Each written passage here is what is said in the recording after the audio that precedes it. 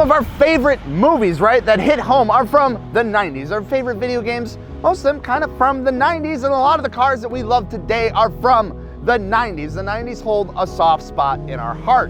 When we look back then, the roots of drifting was moving from the mountain roads of Japan to the circuits, till eventually we saw the first round of the D1 GP take place in the year 2000. One of the cars that was widely used during that time, and it's still used today, is the Nissan 240SX, popular still today among people looking to get into the sport and those who have been in the scene their entire lives. The S chassis has captured the hearts of many, and today we are lucky enough to take a look and get behind the wheel of this Eastern Drift styled Nissan 240SX. What if we start over? Get a second chance. Will my kids read Voltaire? And attack was his defense. Grow without fear, love without remorse. Your life in my hand, and mine in yours. Well, on my way to the promised land. I get what you feel, but not what you say. Telling me to stay.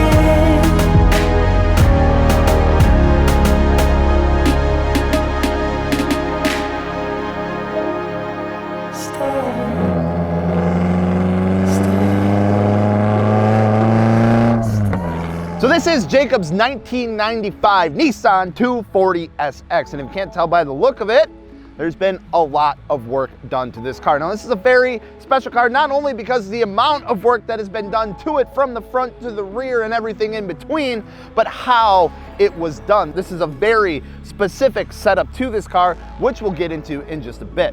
So Jacob picked up this car pretty much bone stock. It was the green color. It had the other engine, and as you can see, ditched it out pretty much instantly for an SR20 out of an S15. So this is an S15 SR20 with a bunch of goodies added onto it. Just to name a few, we'll give a quick rundown of the engine mod list here.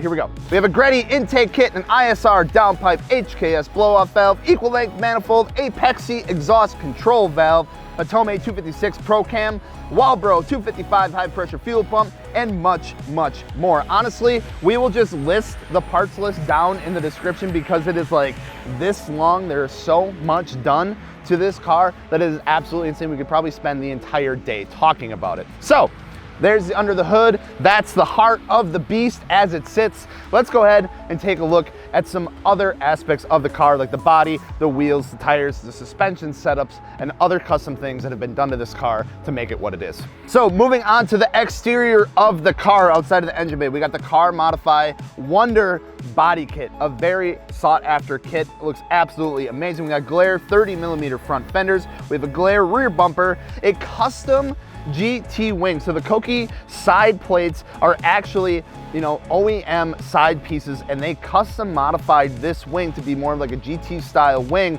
So they 3D printed these brackets for this wing and then cut them out of carbon and did everything that they needed to make this fit with those end plates. So it's completely 100% custom, and I think looks absolutely killer. And it's just one of those touches to the car that like kind of might go unnoticed just at first glance. And honestly, a lot of this car might do that to you, but like this is one of those pieces that's just super unique to the car and it just adds that nice touch to it.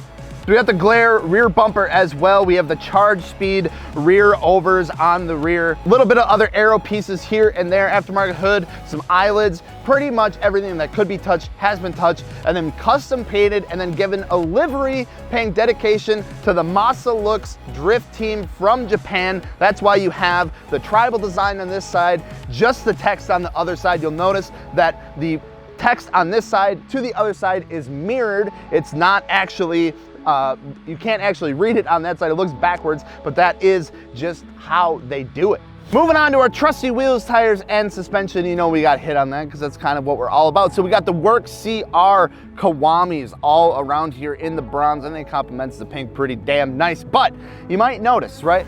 We got the work Kiwami's up here. You can see a bit of a spacer in there. We got the 30mm flares up front. And then you look at the rear, a little bit of like a different setup. We got a good amount of camber, we got no camber, a little lower, a little higher, which we'll touch on in a bit because that is very important to the aspects of this build. But we got the work Kiwami's, we got stance drift coilovers up here all around. We got a whole bunch of aftermarket bushings, solid subframes, whole 9 yards of suspension pieces. Just to name another few here, like I said, we got the Stance XR1 drift grip coilover, Stance solid subframe and differential bushings, Heat Maker knuckles. We got the Voodoo 13 billet arms, rear traction rods, front tension rods, and camber arms. Pretty much every suspension piece you could possibly imagine is on this car. So if you couldn't tell by now, obviously this car gets, you know, used and abused, but in the best way possible. Jacob does drift this thing regularly. This is a very Eastern drift setup. Now, what I mean by that is that there is a difference. If you look in the entirety of the drifting scene, you have the Eastern, like the Japanese original drifting style to that, which this car is based after. And then you have the Western kind of style to it as well. But this car is very Eastern. And what I'm talking about is if you look at the front of the car versus the rear of the car. I talked about the difference in the height, the difference in the fitment a little bit. What we would be accustomed to is like, hey, why is that fitment so much different? It's because of the purpose of it. This car isn't making 1,000 some horsepower like a lot of like the Formula D cars over here. But that's the thing, this car doesn't need that much power because of the way that it's set up.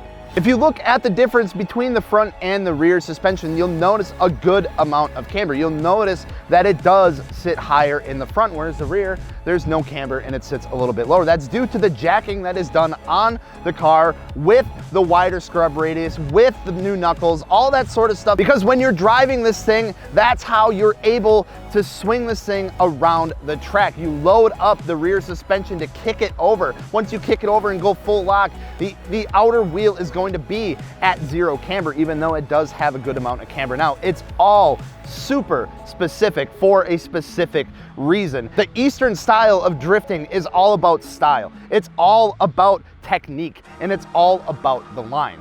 So hear me say, when every inch of this car has been touched for a specific reason, to do a specific purpose, to match a specific style, believe me, it has. So enough talking about this gorgeous car. Let's go ahead and take it for a drive.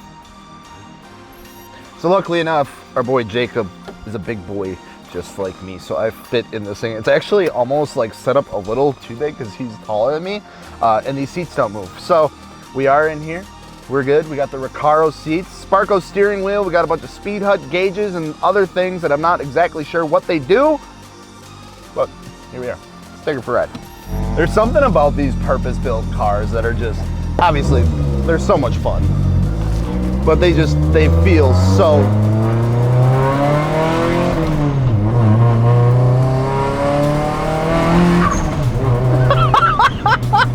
what the I can tell Max likes it. He's having it. Holy shit, this thing is wild. It's so loud.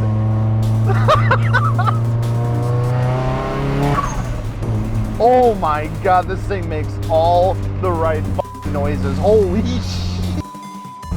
So, like I said, this is a very Eastern drift style build. I don't even know like the best way to say it, but it's based after like how they build and drive their drift cars in Japan. So like I said, not a ton of horsepower, but just enough. They want to be able to use every inch of the car when they drive them. So you won't see a massive hydro. You have just your e-brake here because they're not relying on that. They're relying on the style of driving to get the car to do what they need it to do. And that is with the jacking in the front. It's with loading up the rear corner of the car before you get in and you flick it into the turn. It's absolutely almost terrifying when you ride with some of those guys because you see the corner coming up and they clutch kick it to the left to go to the right. And it's very intimidating, but it's a very specific style of driving that takes a lot of skill and a lot of practice. Check this out. Look at these guys.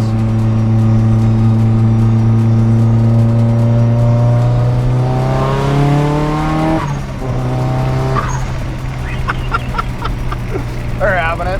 They're having it. So we talked about kind of like the difference between the Eastern style and the Western style. Comes down to, don't kill me here. Like I'm still really new to all of this. Like I'm trying to learn as much as possible. And thanks to people like Jacob and like Sam, who we work with, have really got me involved in in this entire different aspect of like motorsports in cars. And I've absolutely fallen in love with it and want to learn as much about it.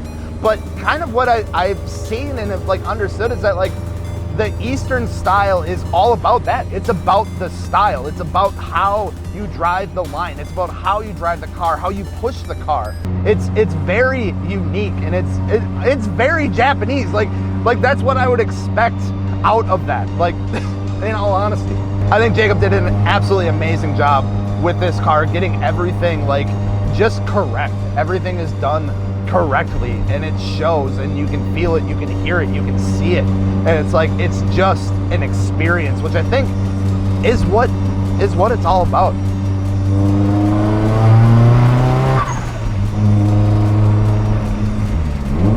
I don't really have much more to say.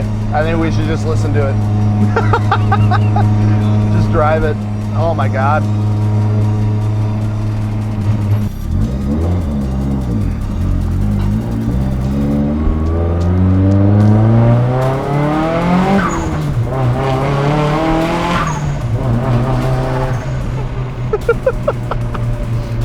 God damn, it's so angry. I never thought I would drive something like this, so this is I'm just enjoying it. I'm just taking it all in.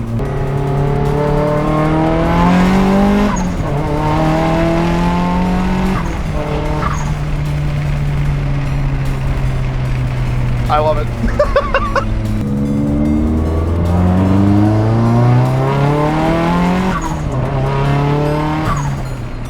All right, so get my heart rate to calm down a little bit here. Final thoughts on this 1995 Nissan 240SX. Holy sh! This thing, I love it. Inside and out, everything is done so perfect. It felt so crazy. Like the whole thing, like I said, was an experience. You look at it, it's very proper. Everything is proper and done to a T and for a specific reason. And for that, I absolutely love it. So thank you guys so much for watching. I'm super happy we got to take a look at this Nissan 240SX, and I'm glad we got to share it with you guys. Thank you so much for Jacob for letting us borrow his car for the afternoon to take it for a drive and talk about it and really showcase a little more. If you want to follow him, we'll link his socials down in the description as well, so you can see him drive this thing, keep up with the car if you really like it. And of course, wheels, tires, suspension, fitmentindustries.com, baby, and let us know what you want us to cover next. I'm gonna go get in my sub 200 horsepower FRS that doesn't make any cool noises like this thing does and doesn't look nearly as cool as this thing does, and I'm gonna go home. We'll see you later. Peace.